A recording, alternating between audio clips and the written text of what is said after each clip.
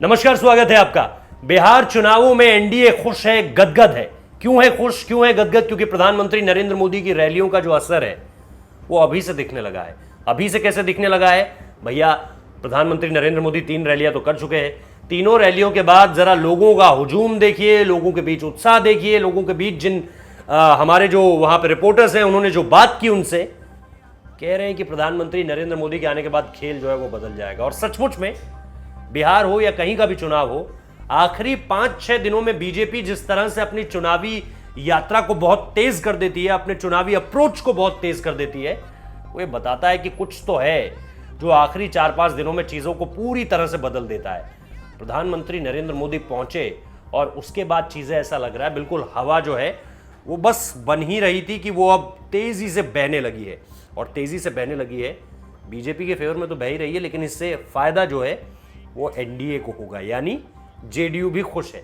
क्योंकि बिहार में इस बार हर कोई जानता है कि बीजेपी अपने इतिहास में, बिहार के चुनाव के इतिहास में पहली बार नंबर 1 पार्टी बनकर सामने निकल कर आ सकती है। आप 90s देखिए, लालू का एक छत्र राज, उसके बाद आप लेट 2000s में आ जाइए, नीतीश कुमार पीक पर, 2010 का चुनाव आपको याद है, 2015 आ जाइए, सब कुछ लड़खड़ाता हुआ नजर आता है, लेकिन फिर भी आरजेडी जेडीयू काम कर जाती है।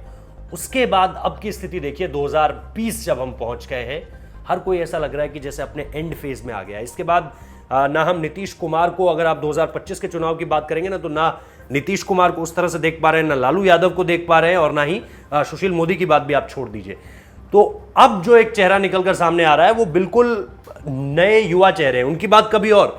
लेकिन इस सब के बीच जो नंबर 1 पार्टी बनती हुई नजर आ रही है ना, वो बीजेपी नजर आ रही है। तो प्रधानमंत्री के चेहरे का असर तो है ही। और देखिए, पहले होता था कि वो त्रिशंकु इसको लेकर के बातचीत होती थी। बीते कुछ सालों में बिहार के चुनावों ने ये तो बता दिया है कि यहाँ के लोग कम से कम मतदान स्पष्ट करते हैं, कम से कम सरकार स्पष्ट बनवा देते हैं। और यही जो है, अगर इस बार देखिए 2014 का अगर आप जनरल इलेक्शंस भी देखें तो एक तरफा था, 2019 का जनरल इलेक्शंस भी देखें तो एक तरफा था, आप 15 का विधानसभा देखें एक तरफा था, इधर 20 उम्मीद यही है कि एक तरफा होगा, मतलब हंग नहीं होगी चीजें। और इसके साथ साथ जो फायदा है, जो अभी ग्राउंड पे दिख रहा है, और जो सारी चीजें जो सारे एक्सपर्ट्स बता रहे हैं कि प्रधानमंत्री नरेंद्र मोदी के आने के बाद असर तो जो है वो बीजेपी की तरफ, यानी कुल मिलाकर एनडीए की तरफ जो है वो बढ़ता हुआ नजर आ रहा है। देखते हैं चीजें किस तरह से आगे बढ़ती हैं, 10 तारीख को पता चल जाएगा सब कुछ। लेकिन फिलहाल जो ग्राउंड रिपोर्ट है वो यही है। बहुत बहुत शुक्रिया इस वीडियो को देखने के लिए।